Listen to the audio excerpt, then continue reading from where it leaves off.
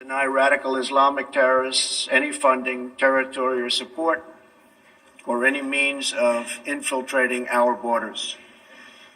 The ongoing tragedy in Syria is heartbreaking.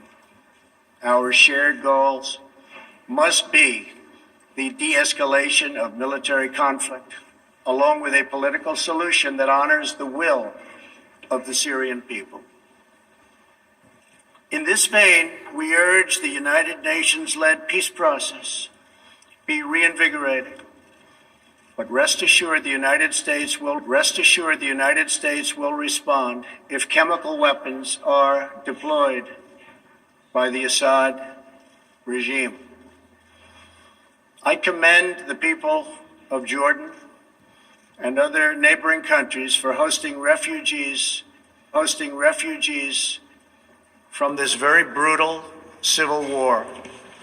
As we see in Jordan, the most compassionate policy is to place refugees as close to their homes as possible, to ease their eventual return to be part of the rebuilding process.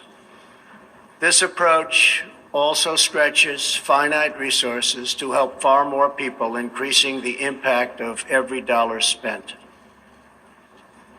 Every solution to the humanitarian crisis in Syria must also include a strategy to address the brutal regime that has fueled and financed it, the corrupt dictatorship in Iran. Iran's leaders sow chaos, death, and destruction. They do not respect their neighbors or borders or the sovereign rights of nations. Instead, Iran's leaders plunder the nation's resources to enrich themselves and to spread mayhem across the Middle East and far beyond. The Iranian people are rightly outraged that their leaders have embezzled billions of dollars from Iran's treasury, seized valuable portions of the economy, and looted the people's religious endowments, all to line their own pockets and send their proxies to wage war. Not good.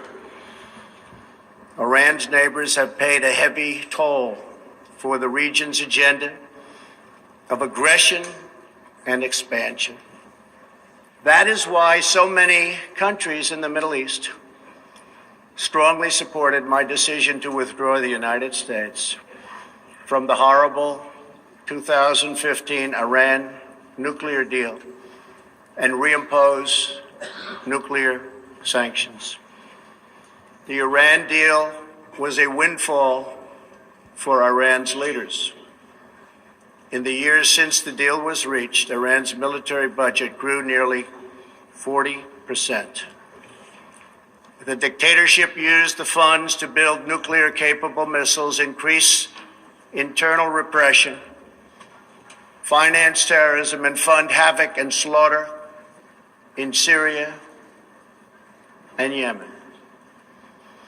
The United States has launched a campaign of economic pressure to deny the regime the funds it needs to advance its bloody agenda. Last month, we began reimposing hard-hitting nuclear sanctions that have been lifted under the Iran deal. Additional sanctions will resume November 5th, and more will follow. And we are working with countries that import Iranian crude oil to cut their purchases substantially. We cannot allow the world's leading sponsor of terrorism to possess the planet's most dangerous weapons. We cannot allow a regime that chants death to America and that threatens Israel with annihilation to possess the means to deliver a nuclear warhead to any city on earth. Just can't do it. We ask all nations to isolate Iran's regime as long as its aggression continues. And we ask all nations to support Iran's people as they struggle to reclaim